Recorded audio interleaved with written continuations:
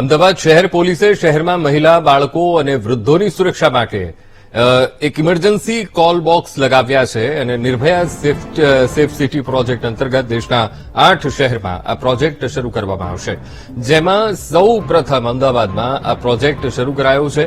ત્યારે આ પ્રોજેક્ટ અંતર્ગત અમદાવાદ શહેરમાં 80 સ્થળ પર લાઇવ કેમેરા સાથે બોક્સ લગાવાયા છે, જેની સંખ્યા આગામી સમયમાં 3000 કરવામાં આવશે।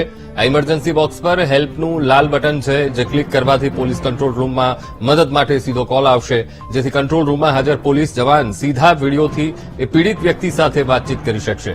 આ પ્રોજેક્ટ અંતર્ગત પીડિત વ્યક્તિનું લોકેશન અને સ્થિતિનો અંદાજ પણ તાત્કાલિક લગાવી શકાશે, જેથી આ વ્યક્તિની મદદ માટે પોલીસની ટીમ લોકેશન પર પહોંચીને તેને મદદ આપી શકશે। આ ડિવાઇસ નાગરિકો માટે ભવિષ્યમાં સુરક્ષા કવચ બની શકે તેમ છે। નિર્ભયા પ્રોજેક્ટ હેઠળ હવે પોલીસ સ્માર્ટ સુરક્ષા આપવાની છે।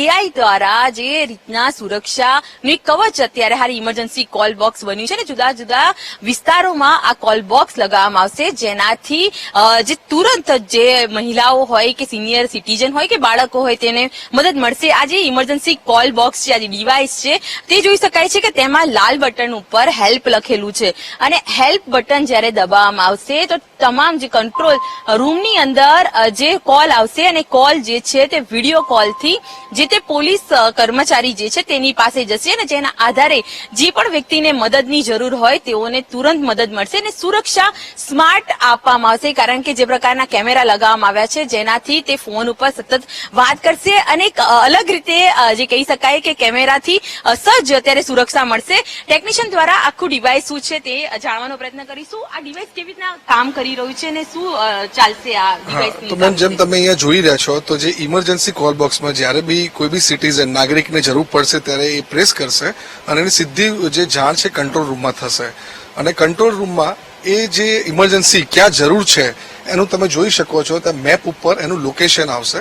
તો તાત્કાલિક પોલીસ કે જે બી કંટ્રોલ રૂમમાં રિપ્રેઝેન્ટેટિવ છે એ લોકેશન ઉપર ત્યાં એમને જે બી હેલ્પની જરૂર છે, પીસીઆરની જરૂર છે, પોલીસ વ્હીકલની જરૂર છે, તો ત્યાં લોકેશન ઉપર મદદ પહોંચાડી શકાશે ટાઈમસર। અચ્છા, ઇમરજન્સી કોલ બોક્સ કયા કયા વિસ્તારમાં અત્યારે આ પ્રોજેક્ટ શરૂઆત થઈ છે, કયા કયા વિસ્તારોમાં લગાવવામાં આવે છે, કેટલા લગાવવામાં આવે છે અને એના કેમેરાનું કેવા પ્રકારનું રિઝલ્ટ હોય છે? હા, કેમેરાનું તમે જોઈ શકો છો રિઝલ્ટ ઘણું એવું સારું છે કે માણસની એમની ઓળખાણ થાય, બરાબર છે, અને એવી હાઈટ ઉપર લગાવ્યું છે જેથી એમનો ફેસ અને એમનું એ પ્રોપર વિઝિબલ થાય।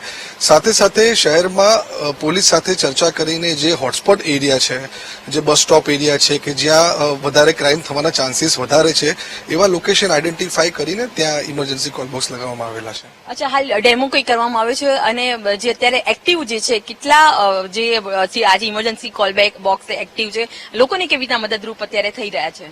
હા, જેમ કે તમે અત્યારે આપણા બધી જગ્યાએ ઇન્સ્ટોલ કર્યા છે અને એ ઓલરેડી અહીંયા તાત્કાલિક અહીંયા સારવારમાં ઓલરેડી ચાલુ છે, પબ્લિકે યુઝ કરવાનું બી ચાલુ કર્યું છે, ઘણા અમારા કોલ્સ બી આવે છે, તો જેમ જેમ કોલ આવશે એમ અમે લોકો એમને રિસ્પોન્સ કરતા રહીએ છીએ। કહી શકાય આગામી સમયમાં એક મહત્વનું આ કોલ બોક્સ બની રહેશે, કારણ કે કંટ્રોલ રૂમ કરતા આ એક મહત્વનું જે પુરાવા માટે પણ એક બની શકશે આ સિસ્ટમ। સાચી વાત છે, કારણ કે આપણે આની સાથે ખાલી એવું નથી, સાથે વિડીયો પણ લઈએ છીએ, તો ઘટના જે બી બની એ ઘટનાનું જે કરવું હોય કે સાચી છે કે ઘટના ખોટી છે, બીજું જ્યાં ઘટના બને છે એનું લોકેશન જનરલી નથી ખબર પડતી, પણ આપણે મેપ ઉપર લોકેશન બી લઈએ છીએ, તો જો કદાચ સિટીના બહારના બી માણસો આવ્યા હોય જેને લોકેશન ના ખબર હોય તો બી પોલીસને એનું લોકેશન આ દિવસથી આપણને ખબર પડે।